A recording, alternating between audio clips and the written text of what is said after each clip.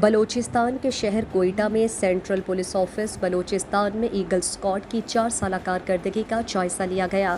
S P eagle squad نے briefing دی کہ eagle squad کو 2018 میں قائم کیا گیا۔ ایگل اسکواڈ کے گشت سے کوئٹہ میں جرائم میں خاطر خواہ کمی واقع ہوئی ہے۔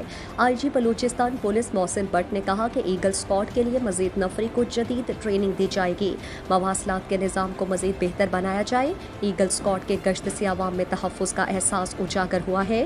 ایگل اسکواڈ میں ڈسٹرکٹ کوئٹہ اور بلوچستان کانسٹیبلری کے جوان موٹر سائیکل پر گشت کرتے ہیں۔